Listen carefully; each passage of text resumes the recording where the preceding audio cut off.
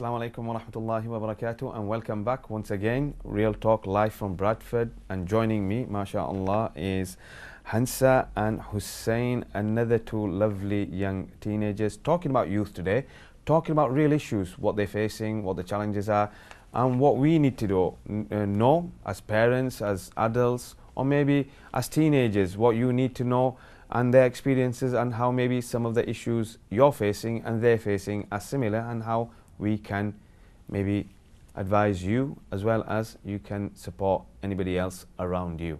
So over to Hussein, Assalamu alaikum wa rahmatullah, and Hansa, Assalamu alaikum wa rahmatullah. Welcome and thank you for joining me on Real Talk. Hansa, how are you? Good. Good. And Hussein? Alhamdulillah. MashaAllah. So tell us a bit about yourself, both of you. You, Hussein, first, and what you're up to and what you're doing. Well, I'm currently in sixth form, year 13. I'm just doing my A-levels right now. Inshallah, looking to apply to uni during the next course of the next year, the year after, and just going along with it, things as they come. Okay, that's Hussein, year 13, doing his A-levels, MashaAllah. And Hansa? Yeah, I'm also in sixth form, year 12 reset, and yeah, just studying hard. Studying hard. Okay, as you may well have seen and watched the two lovely individuals we had before, we were talking about some of the issues, and we talked about youth opportunities, programs, talked about a few issues of youth offending, which we didn't touch upon, and it's on the increase. Youth mental health, it's on the increase. Those accessing that. Although there's also the success stories. These are some of the negative stories. Youth achievement, attainment levels are on the increase. The exams, boards are getting difficult, harder, and there's more and more introductions of tests in maybe even primary stages. You, Hussein, can start off with your success stories and maybe what the challenges are in terms of yourself and what we've talked about, and touch upon some of the things that you'd like to maybe change or draw our attentions to. I think, well, in the current situation that, well, what the current situations that obviously we're in, one of the main things that I've noticed was the shift between the system, the examination systems for, well, it's already started for A-levels, but it's beginning this year for the GCSEs. And of course, this is going to be one of the biggest challenges for the upcoming youth right now, is that the old system, how it was sort of split up in terms of examinations and stuff like that. This is one of the main issues that's going to challenge a lot of youth and would, obstruct their mental thinking, and in their confidence with regards to them being successful. They're going to be scared that, due to the system actually becoming a lot harder, the way the exams are run, the content that they have to cover, many youth would actually be quite put off by this, and this could obviously affect them detrimentally, as it'd have a knock on their confidence first of all, but as well as that, it could sort of push them away from wanting to study, wanting to progress into being better people. They might want to, look towards alternatives, for, simple thing that's, on the rise right now. You mentioned about youth offending, is, the amount of youth that are going to things like drugs and stuff like that, petty crime, theft, this and these sort of things. They all sort of stem from people that are looking for alternatives to, simply working hard, getting a good education, finding a good job, and doing their life like that. Hansa, I mean, just touching on what Hussein has just said, do you think this kind of pressure, I'm not saying you've felt it, you sound a very confident young lady and doing well in your education, both of you, mashallah. On the question is, do you have friends or people around you who may have fallen into a trap of getting the alternative buzz and high, or going into onto that role because the pressure is simply too much? Have you ever felt like that? Yeah, it's because, do you know when you have to hang around with people who actually do drugs, you actually feel pressure upon yourself to do it as well, and I think that's where it comes from as well, the high and the buzz. It's, a group of people doing it, you feel left out, so if you're not doing it, then you feel pressurized to do it, because you want to fit in at the end of the day. So the fitting in issue, is it such a big issue for you nowadays in teenagers?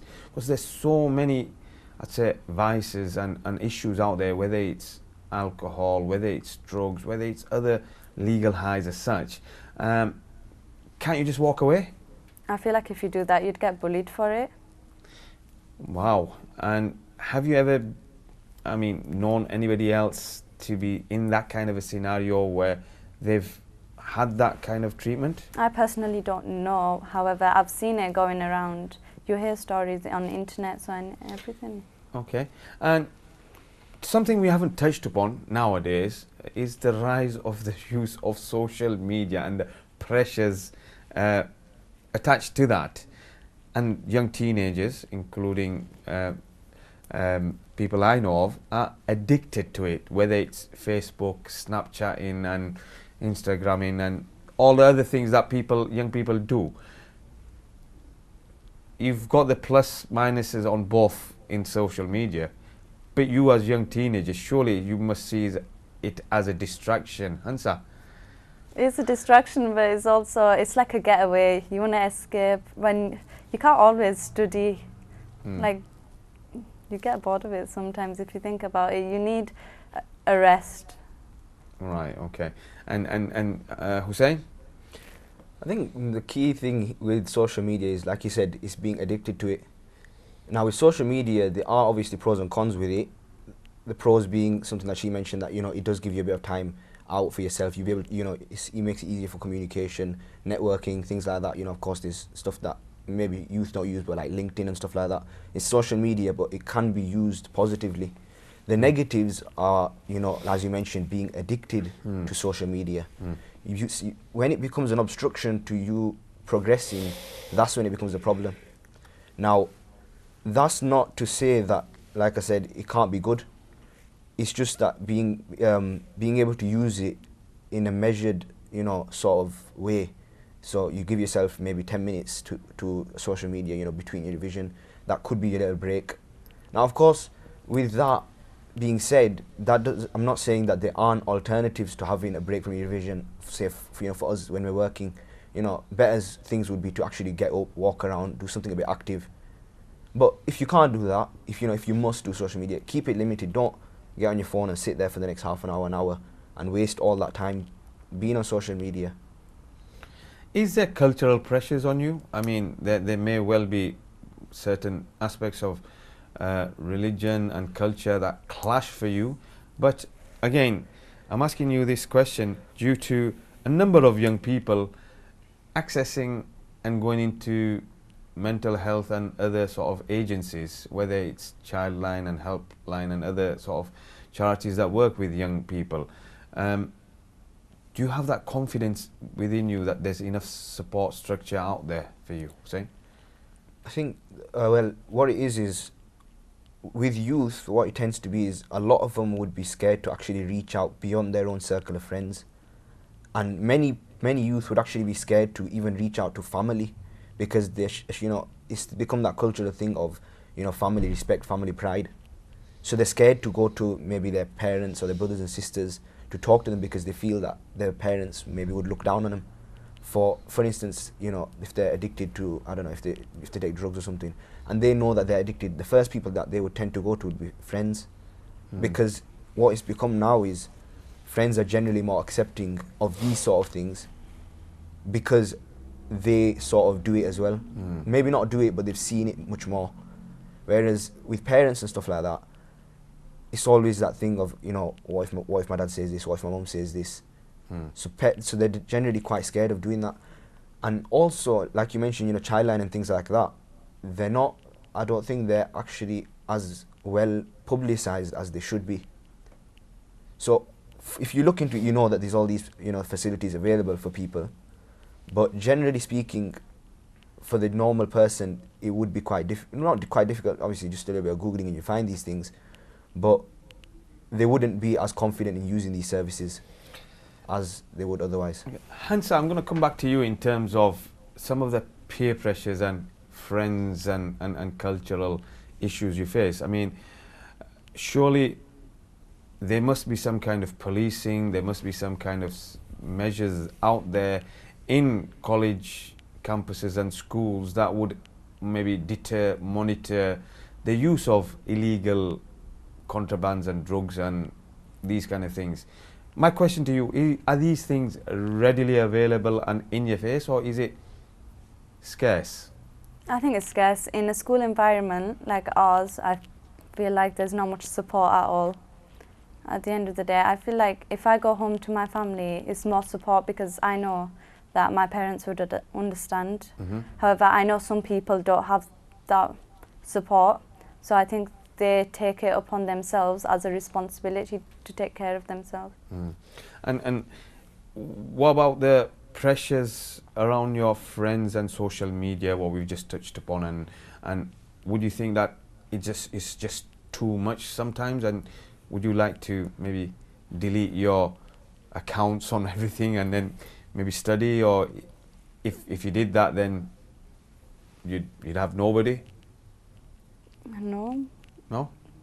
And have you, I asked the question earlier on about young people becoming homeless and young people accessing mental health assessment and needs due to pressures of education and examinations and etc., or becoming addicted on some kind of a drug or another, and then due to that they fall into criminality and maybe become homeless or maybe kicked out of the house.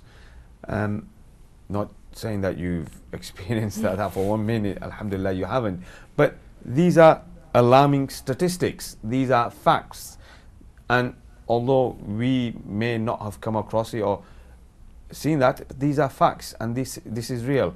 Even in our own city where we are right now, I mean, just last week we were working with some of the homeless, and unfortunately it's there. What do you suggest, or what do you say to that? Hussein first? I think what it is like I mentioned earlier, parents need to be more understanding and supportive of it. Firstly, generally speaking, parents, well, I can speak for myself, if something like that were to happen for me, my parents would be supportive of it. They'd be supporting of me, they'd help me out.